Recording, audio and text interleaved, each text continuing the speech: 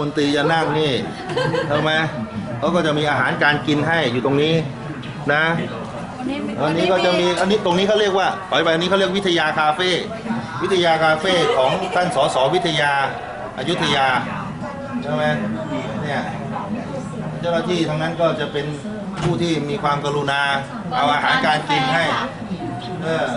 ข้าวปลาอาหารเจ้าหน้าที่ทั้งนั้นก็จะจัดสรรให้พวกมาประชุมบางทีมันก็กินอย่างเดียวอะไม่เห็นประชุมกินดูดบุหรี่แล้วก็กลับถือโอกาสนินทาไปเอาไหมเนี่ยที่แต่ก่อนทักษิณก็นั่งโต๊ะนี้นะ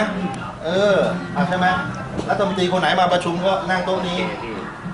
เวลามาชี้แจงสภานะไอ้ตรงนู้นก็นั่งไปวันนี้เป็นโอกาสคุณโชคดีมากได้ขึ้นมาธรรมดาเดี๋ยวนี้ก็เข้มงวด